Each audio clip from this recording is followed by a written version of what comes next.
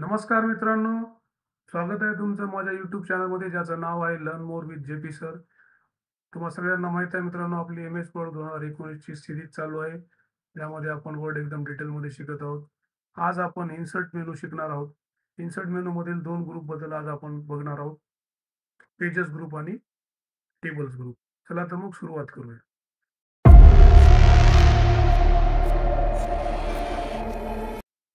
वर्डवरती click करा. Blank document घ्या. Insert मेनूवर क्लिक केल्यावर तुम्हाला 2 ग्रुप दिसतील मित्रांनो. असे वेगवेगळे ग्रुप असतात. पहिला ग्रुप आहे पेजेस, सेकंड ग्रुप आहे टेबल्स. आज आपण 2 ग्रुप चेक करणार आहोत. तर पहिला ग्रुप कव्हर पेज. पेजेसमध्ये कव्हर पेज जो आपलं समजा आपण एखादी प्रोजेक्ट रिपोर्ट बनवत आहोत किंवा एखादी पुस्तक वगैरे बनवत असेल, तर त्याचं फ्रंट पेज आकर्षक करण्याचा आपला प्रयत्न असतो मित्रांनो. तर या ठिकाणी काही रेडीमेड टेम्पलेट्स तुम्हाला दिसतील. त्याला प्रत्येकाला नाव देखील आहे. तुमच्या गरजेनुसार किंवा तुमच्या प्रोजेक्ट रिपोर्टच्या गरजेनुसार तुम्ही यापैकी कुठली पण एक डिझाइन घेऊन त्याच्यामध्ये एडिट करून तुमचं त्याला यूज करू शकता तुम्ही मित्रांनो, या ठिकाणी. तर सेकंड जो आहे पुढचा ऑप्शन तो आहे ब्लँक पेज. तुम्हाला वर्डमध्ये डॉक्युमेंटमध्ये तुमच्या काही ब्लँक पेजेसची आवश्यकता असते. म्हणजे एक पेज भरला तर दुसरा पेज घ्यायचा असेल तर तुम्ही इंटर करत प्रेस केलं तरी नवीन ब्लँक पेज येतो किंवा अदरवाईज तुम्ही डायरेक्ट इथून ब्लँक पेज घेऊ शकता. किती पण ब्लँक पेज तुम्हाला या ठिकाणी ॲड करता येतात. पेज ब्रेकचं काम देखील तसंच आहे. थोडंफार करेक्शन त्याच्यामध्ये असं आपण असते, की पेज ब्रेक म्हणजे त्याला तोडू शकतो समजा ब्रेक. जिथून अर्ध्यातून पाहिजे तर अर्ध्यातून नवीन पेज इन्सर्ट त्या ठिकाणी करू शकतो आपण. पुढचा जो ग्रुप आहे मित्रांनो टेबल्स ग्रुप. टेबल्सचा आपल्याला जनरली बऱ्याचदा वर्डमध्ये, डॉक्युमेंटमध्ये आपल्याला समावेश करावा लागतो. जसं की कॉन्टॅक्ट बुक बनवायचा आहे, ॲड्रेस बुक बनवायचा आहे किंवा इंडेक्स बनवायचा आहे, अनुक्रमणिका बनवायची आहे. त्यासाठी आपल्याला टेबल्सची आवश्यकता असते.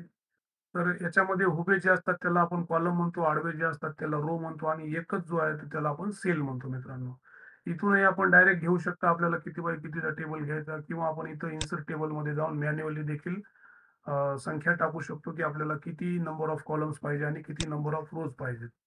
समजा 5 कॉलम आणि 6 रो आपल्याला घ्यायचेत आणि आपण तो टेबल या ठिकाणी इन्सर्ट केलाय मित्रांनो. तुम्हाला एक थोडंसं लक्षात येईल मित्रांनो, की इथं टेबलमध्ये जर आपण क्लिक केलं, इथं टेबल टूलच्या अंडर 2 नवीन मेनू या ठिकाणी आलेले आहेत, डिझाइन आणि लेआउट. ज्यावेळेस आपण टेबलच्या बाहेर क्लिक करतो, त्यावेळेस हे 2 मेनू निघून जातात. टेबलमध्ये क्लिक केलं, की ते 2 मेनू डिस्प्ले होतात. त्याच्यावर आपण येणारच आहोत. थोडंसं या ठिकाणी बघूया.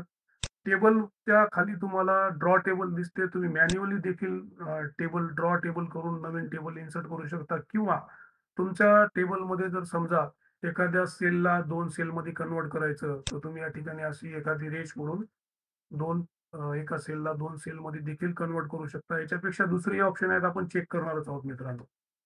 त्याच्यानंतर पुढं आहे मित्रांनो कन्व्हर्ट टेक्स्ट टू टेबल. समजा आपण इथं काही अक्षर टाइप केले आणि त्या ठिकाणी आपल्याला जर त्या टेक्स्टला जे आहे टेबलमध्ये जर कन्व्हर्ट करायचं असेल, तर आपण त्या ठिकाणी त्याला सिलेक्ट करायचं आहे आणि टेबलमध्ये जाऊन कन्व्हर्ट टेक्स्ट टू टेबल करा मित्रांनो. तिथं ऑटोमॅटिक नंबर ऑफ कॉलम्स आणि नंबर ऑफ रो त्या ठिकाणी ऑटोमॅटिक येते. ओके करा फक्त. तुमचं जे टेक्स्ट आहे ते टेबलमध्ये कन्व्हर्ट झालेलं तुम्हाला त्या ठिकाणी दिसून जाईल मित्रांनो. त्यानंतर पुढं इन्सर्टमध्ये आपल्याला जर समजा काही कॅल्क्युलेटिव्ह कामं करायची असतील, जसं काय मार्क मेमो, सॅलरी शीट वगैरे एक्सेलच्या ऐवजी वर्डमध्ये बनवायचं असेल, तर आपण इथं डायरेक्ट एक्सेल स्प्रेडशीट देखील कॉल करू शकतो मित्रांनो. त्याच्यावर जर क्लिक केला तर इथं एक्सेल स्प्रेडशीट तुम्हाला डिस्प्ले होईल. त्याच्याऐवजी एक्सेलमध्येच काम केलेलं कधी पण बेटर राहील मित्रांनो डायरेक्टली. क्विक टेबलमध्ये काही तुम्हाला इथं रेडीमेड फॉर्मॅट दिसतील. कॅलेंडर 1, 2 तुमच्या गरजेनुसार यापैकी कुठलंही एक तुम्ही यूज करू शकता. त्याच्या ऐवजी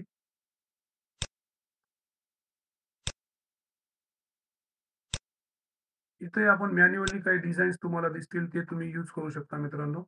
टेबल स्टाईलमध्ये टॅबमध्ये टेबल स्टाईलमध्ये तुम्हाला वेगवेगळ्या टेबल दिसतील. प्लेन टेबल्स, ग्रिड टेबल्स आणि लिस्ट टेबल यापैकी तुम्ही कुठली पण एक स्टाईल तुम्ही तुमच्या टेबलसाठी यूज करू शकता मित्रांनो. या सेटिंग्ज आहेत टेबल स्टाईलचे ऑप्शन. तुम्हाला इथं काही हेडर रो हाईड करायची असेल किंवा एखादी फर्स्ट कॉलम हाईड करायचा असेल, तर तुम्ही या ठिकाणी ऑन ऑफ करू शकता मित्रांनो. त्याच्यानंतर अशा स्टाईलमध्ये कलर तुम्हाला सिंगल कलर जर भरायचा असेल, तुम्ही इथून शेडिंगमध्ये जाऊन सिंगल कलर देखील या ठिकाणी भरू शकता मित्रांनो. नॉर्मल टेबल, प्लेन टेबलच्या ऐवजी म्हणजे स्टाईलच्या ऐवजी तुम्ही एक सिंगल कलर देखील त्या ठिकाणी भरू शकता मित्रांनो. पूर्ण टेबल सिलेक्ट करा आणि एक सिंगल कलर फिल करा. पुढं आहे बॉर्डरच्या स्टाईलच्या ज्या आहे ह्या गोष्टी सगळ्या आहेत. ह्या बॉर्डर्समध्ये गेलं आपण बॉर्डर अँड शेडिंगमध्ये गेलं, तुम्हाला स्टाईल कशी पाहिजे, लाईनची स्टाईल, डॉटेड पाहिजे का डॅशड पाहिजे. तिथं लगेच तुम्हाला प्रिव्ह्यू दिसते आणि तुम्हाला कलर वगैरे कोणता घ्यायचा आहे त्या लाईनला, तर तो कलरही घेता येतो आपल्याला. त्याची विड्थ कमी जास्त करता येते, जाडी म्हणू शकतो आपण. असं या ठिकाणी सगळं ऑप्शन या सगळ्या गोष्टीचा इथून एकाच ठिकाणाहून कंट्रोल देखील आपल्याला करता येतो मित्रांनो. त्याच्यानंतर पुढं आहे लेआउट टॅब. लेआउट टॅबमध्ये तुम्हाला समजा तुम्ही टेबलमध्ये क्लिक केलात, एखादी सेल सिलेक्ट करायचा तर एखादी सेल सिलेक्ट करता येतो, एखादी कॉलम सिलेक्ट करायचा तर एखादी कॉलम सिलेक्ट करता येतो, एखादी रो सिलेक्ट करायची असेल तर एखादी रो सिलेक्ट करता येते किंवा तुम्हाला पूर्ण टेबल सिलेक्ट करायचं असेल तर टेबलही सिलेक्ट करता येतो किंवा पूर्ण टेबल जर सिलेक्ट करायचं असेल तर इथेही डायरेक्ट या चार तोंडी बाण आला की तिथं तुम्ही क्लिक करून पूर्ण टेबल सिलेक्ट करू शकता मित्रांनो. ग्रिड लाईन्स टेबल स्टाईल दिल्यानंतर जर एखाद्या ग्रिड लाईन जर आपल्याला शो करायच्या तर आपण इथून हाईड किंवा शो करू शकतो असं ग्रिड लाईन्स. त्याच्यानंतर इथं टेबलच्या प्रॉपर्टीज दिसतात. त्याच्यामध्ये अलाइनमेंटच्या आपण सेटिंग करू शकतो मित्रांनो. त्याच्यानंतर ड्रॉ टेबल आपण बघितलेलंच आहे. एखादी लाईन्स वगैरे आपल्याला कमी जास्त करायचे तर आपण इथून करू शकतो किंवा इरेजरचा वापर करून एखादी आपल्याला सेलमधले उडवायची असेल तर आपण एखादी लाईन सुद्धा उडवू शकतो मित्रांनो किंवा पूर्ण टेबलच आपल्याला काढून टाकता येते. आपल्याला जे पाहिजे ते या ठिकाणी आपण ऑप्शनचा वापर करून करू शकतो. एखादी सेल उडवून टाकायचा असेल तर डिलीटचा वापर करून आपण सेल, कॉलम, रो किंवा टेबलच्या टेबलही आपण उडवू शकतो. आपल्याला असं वाटलं की एखादी रो वाढवायची आहे, कमी जास्त करायची असेल तर इन्सर्ट अबोव्ह, इन्सर्ट बिलो करून आपण एखादी रो वाढवू शकतो. इन्सर्ट अबोव्ह केलं तर वरच्या बाजूला रो इन्सर्ट होईल, इन्सर्ट बिलो केलं तर खालच्या बाजूला होईल. कॉलमचंही तसंच आहे मित्रांनो. लेफ्ट केलं तर तुमचा कर्सर पॉइंटर जिथं आहे त्याच्या डाव्या बाजूला नवीन कॉलम इन्सर्ट होईल. इन्सर्ट राईट केलं तर उजव्या बाजूला नवीन कॉलम इन्सर्ट होईल. आता 2 सेलचं एकच सेल करायचं असेल तर इथं मर्ज सेल आपण करू शकतो. मोठी सेल तुम्हाला त्या ठिकाणी मिळेल आणि या एका सेलमधला 2 सेलमध्ये जर करायचं तर स्प्लिट सेल करू शकतो आपण. एका सेलची 2 सेल किंवा मग तुम्हाला असं वाटलं की इथं टेबलच आपल्याला स्प्लिट करायचा आहे, वरचा वर, खालचा खाली, तर स्प्लिट टेबल करू शकतो मित्रांनो. असं देखील आपल्याला या ठिकाणी काही गोष्टी करता येतात. त्याच्यानंतर ऑटो फिट तुमच्या कॉलमला विड्थ टेक्स्ट प्रमाणे घ्यायचं असेल तर ऑटो फिट करता येते. इथं हाईट आणि विड्थच्या सेटिंग करता येतात. इथून अलाइनमेंट चेंज करता येते मित्रांनो.